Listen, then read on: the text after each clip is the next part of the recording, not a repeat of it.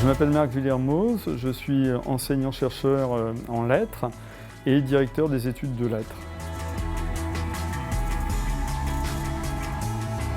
C'est une filière généraliste, donc on étudie un certain nombre de matières assez variées, mais les deux principales sont naturellement la littérature et la langue. Et en plus de ces deux matières principales, on propose des cours d'histoire, ou bien des cours de philosophie, enfin, on aborde d'autres domaines des sciences humaines. Pour ce qui est de la littérature, on étudie les principaux genres, c'est-à-dire le roman, le théâtre et la poésie, aux différentes époques, de l'Antiquité à nos jours. Pour la langue, il y a différents types d'approches. Il y a des cours de grammaire, des cours de linguistique. Alors la linguistique, en deux mots, si vous voulez, c'est une approche descriptive, scientifique du langage verbal. On étudie les rapports entre le langage et la pensée. Et puis on a également des cours d'histoire de la langue, parce que naturellement, entre le latin et le français tel qu'on le parle de nos jours, eh bien, il y a eu tout un tas d'étapes, d'évolutions qu'on étudie dans ce cours. Il y en a même plusieurs. La première, c'est une attention soutenue à la question des rapports entre le texte et l'image. C'est un axe fort qu'on développe par exemple dans des cours où on mêle l'histoire de l'art et l'histoire de la littérature et où on étudie l'influence réciproque de la peinture et de la littérature. Et puis il y a aussi tout un ensemble de cours qui sont consacrés au théâtre. On étudie vraiment le théâtre sous toutes ses formes, c'est-à-dire qu'il y a bien sûr des cours théoriques, des cours d'histoire du théâtre qui sont dispensés sur le campus, mais on a également des cours de pratique théâtrale qui sont dispensés au conservatoire avec un professeur d'art dramatique du conservatoire. Et puis les étudiants valident leurs notes là-bas et ensuite ces notes sont comptabilisées dans leur parcours d'études chez nous.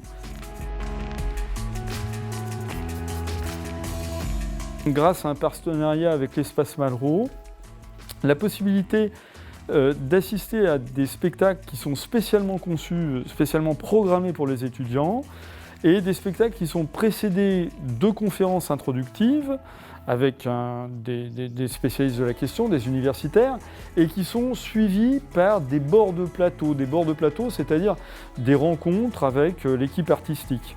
On peut rencontrer des comédiens, des metteurs en scène.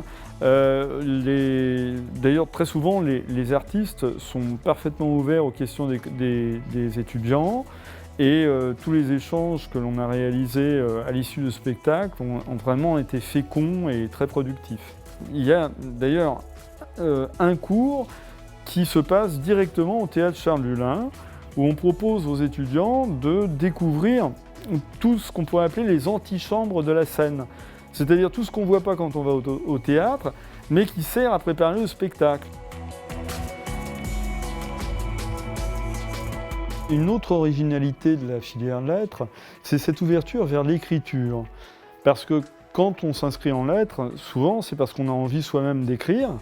Et donc on propose aux étudiants des ateliers d'écriture avec de grandes personnalités du monde littéraire. Cette année c'était François Bon. Et puis, il y a également un prix littéraire qui vient de se créer à l'initiative des étudiants et qui peut déboucher sur une publication, soit papier, soit une publication en ligne. Qu'on soit dans le domaine du théâtre ou de la littérature, on n'en reste pas simplement aux enseignements théoriques. On donne vraiment aux étudiants la possibilité d'avoir des débouchés concrets, ce qui permet de placer les étudiants au cœur de la création. Tout est fait justement pour éviter que les étudiants se retrouvent en difficulté. On a de petits effectifs, ce qui permet aux enseignants de rapidement très bien connaître leurs étudiants et de pouvoir leur venir en aide s'ils rencontrent des difficultés. Il y a également une option qu'on a prise qui est celle de privilégier le contrôle continu de manière à ce que les étudiants puissent se rendre compte rapidement de leur niveau d'apprentissage. Vous voyez qu'il n'y ait pas de mauvaises surprises au dernier moment. On a également un système de tutorat qui est assuré par des étudiants avancés de troisième année de licence ou de master et qui permettent aux étudiants de première année de se mettre à niveau, au niveau de l'expression écrite et orale, et puis également de s'organiser dans cette nouvelle vie dans le campus universitaire. Si vous ne voulez pas vous faire un master et vous lancer dans des études longues, vous pouvez opter pour une licence professionnelle qui vous permet d'entrer tout de suite dans le monde professionnel. Alors on en propose à Chambéry dans la gestion des projets artistiques et culturels, mais vous en trouvez également dans d'autres universités, dans le domaine de la communication, de la culture, etc. Nous, ce qu'on conseille pour des étudiants de lettres, ça va être naturellement un master MEF, métier de l'enseignement. On a également un master FLE français langue étrangère, c'est-à-dire qui permet d'enseigner le français à des étrangers, à des gens qui ne sont pas de langue maternelle française. Mais bien entendu, il y a aussi d'autres masters qui peuvent être entrepris à la suite d'une licence de lettres modernes, des masters en journalisme, édition, métier du livre ou communication. En plus de l'enseignement, grâce au socle de culture générale qu'on peut acquérir au cours de la licence de lettres, vous pouvez vous destiner à tout un ensemble de métiers, de la culture, de la communication, de l'administration, avec certains métiers que vous pourrez entreprendre après avoir passé un concours de bibliothécaire ou de documentaliste par exemple.